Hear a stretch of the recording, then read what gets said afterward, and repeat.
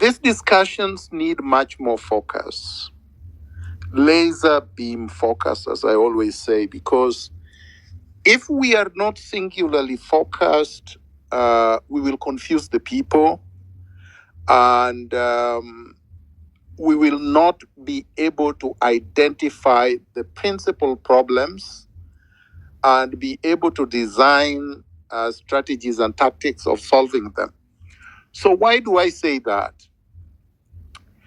I have heard people talk as if there was democracy and the Bill of Rights were respected and the rule of law was there before Ruto or during Kibaki's reign, or that the only problem was Moi. And I think we have to be able to correct that misapprehension and misconception. Since the so-called independence, since 1963, there are basic things that have not changed and that need to be transformed. And the reason why I say that is the Kenyan state, and I've said this repeatedly, was not intended to empower the African citizen of Kenya. It was not meant for Africans. The Kenyan state was an extractive state that was only set up to extract raw resources, exploit the labor, and dominate the people. And the state was meant to have Africans as mascots, representing the international interests of capital. So that when Ruto is there, his purpose and aim is to steal as much as he can, but ultimately to serve the metropole, Washington, London, Berlin, Paris, and these major capitals of the West. That is why when Ruto goes to New York, or he goes to Washington, D.C., or he goes to London, he can walk on the street, almost like an ordinary citizen. But he cannot do that in Kenya. Because in Kenya, he's Lord. He's an imperial Lord. But in London, where he has lords that are supposed to be giving instructions on what to do in Kenya, he can behave as an ordinary citizen. In Kenya, he has a motorcade the length of River Nile. Whereas in Washington, he carries his own umbrella.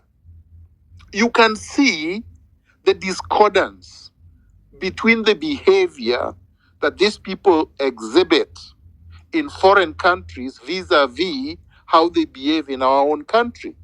In our own country, they are slave masters and we are slaves. And in foreign countries, they are ordinary citizens. And this mentality, this structural defect, this structural setup is what has to be changed. That is why a lot of us are saying the problem is with the system. The problem is with the architecture and the structure of the state.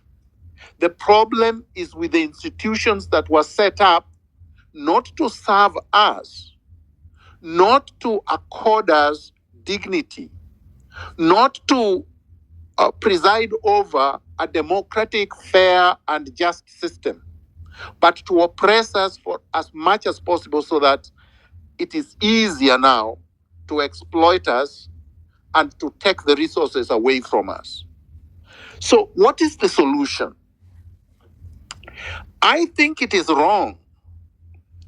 And I know many people or some people will disagree with me, but I think it is fundamentally wrong to talk about the IEBC, to talk about the police, to talk about the judiciary, or any of these systems that were set up to preside over the state that I've just described. The entire system is rotten and cannot be reformed.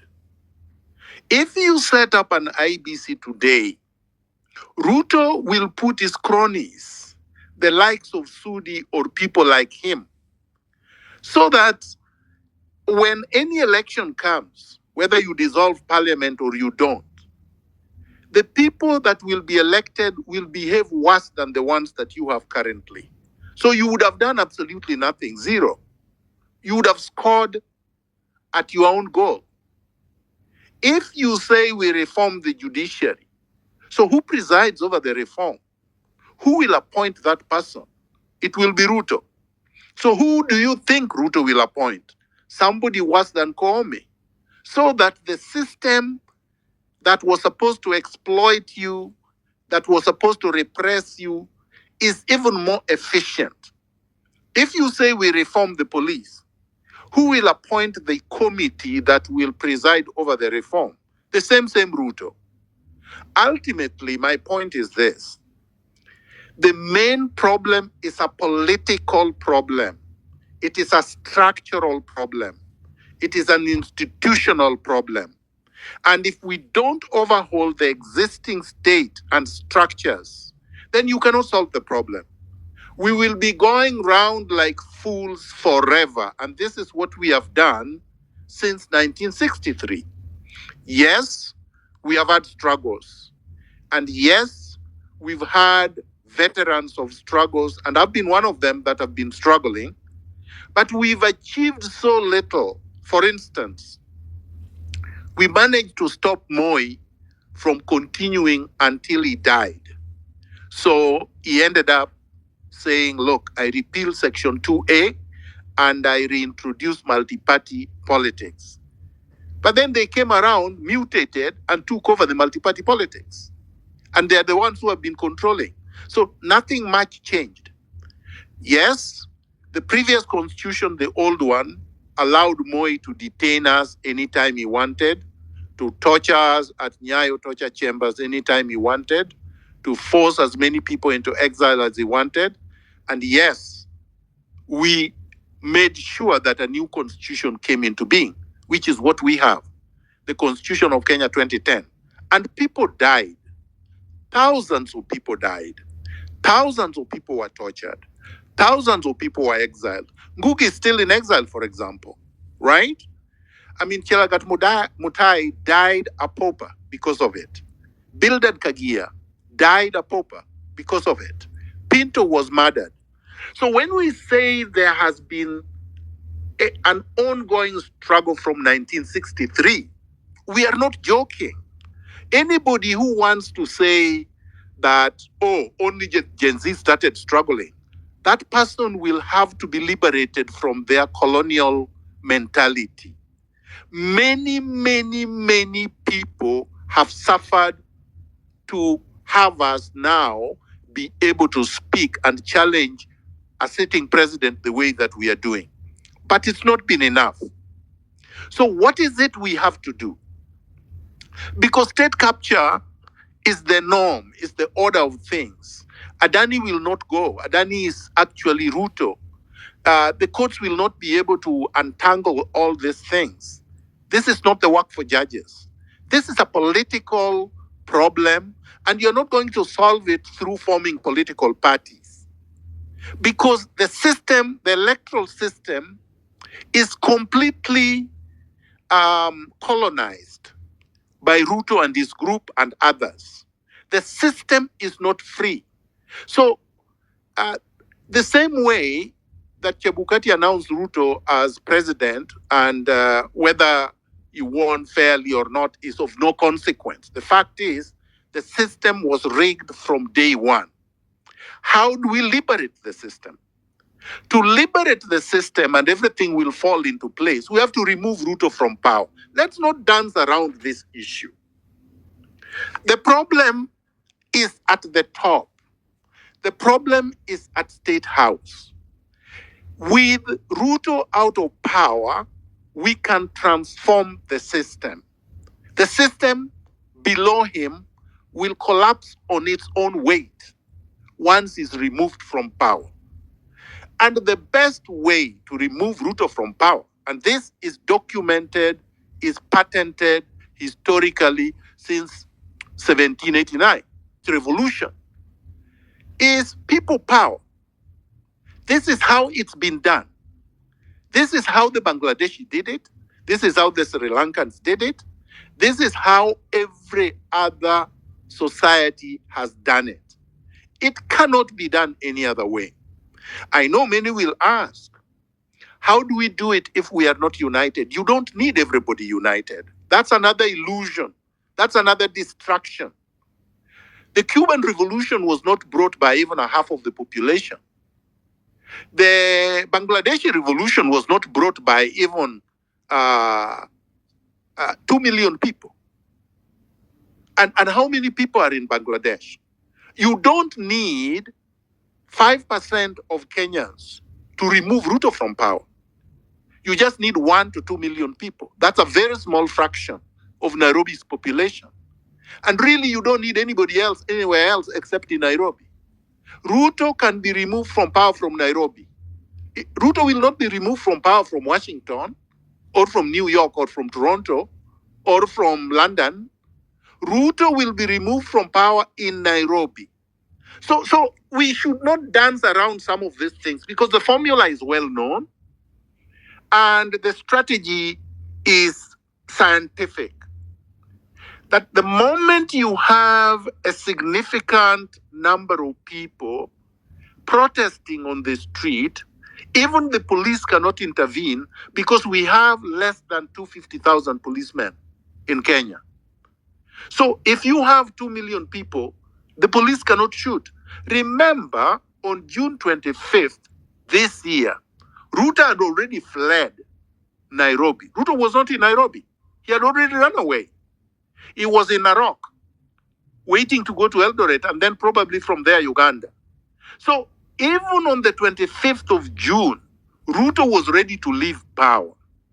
The problem is that we were infiltrated and we had voices through NIS announcing that people should not march to State House, people should go home.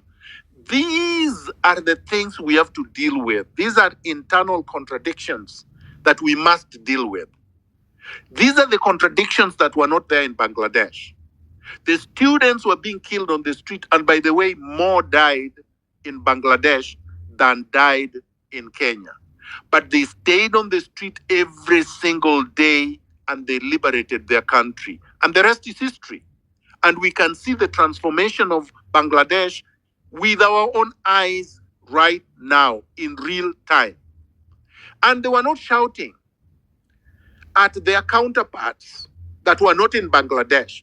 Like the person presiding over the transition was not even in Bangladesh. He's some old retired professor that was living in Paris. The same thing happened in Iran. The Ayatollah was in Paris when the Iranian Revolution took place. It was not in Iran. So a lot of people are ignorant of history and are ignorant about what is happening.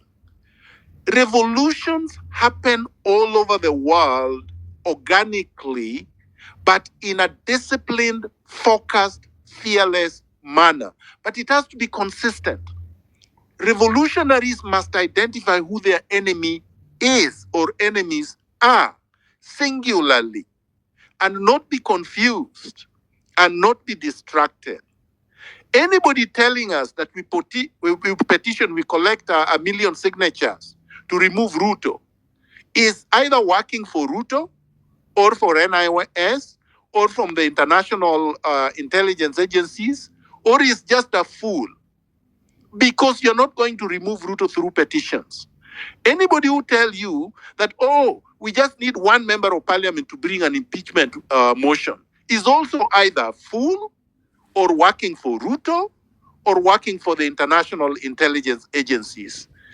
Because Ruto will not be impeached. He owns the members of parliament. He has given them the freedom to loot the illegal CDF as much as they want. So as far as they are concerned, the person who is giving them millions, hundreds of millions of public money every year to loot is their boss. They are going to salute at Ruto. They are going to worship him. Asante sana kwa kutazama Wasource TV. Huyo amekuwa ni Miguna akizungumzia mambo ya Adani Revolution, mambo ya Raila Odinga, William Samoei Ruto. Ameweza kuzungumzia tu mambo mengi kama mnavyojua. Miguna mambo na Revolution ndio amepea kipaumbele, au sio? So asante sana kwa kutazama Wasource TV. Kama uko na maoni niachie hapo kwenye comment section. Kama hujasubscribe na kuomba uweze kusubscribe hapo kwa Wasource TV. Kama huja subscribe mtu wangu subscribe. Kama umesubscribe na kuambia asante sana. Unaweza finya notification bell, unaweza share, unaweza acha comment na itakuwa jambo moja la maana sana. So asante sana kwa wakati wako na kutakia mchana mwema. Kama uko na maoni tuachie hapo. Kuwa na mchana mwema.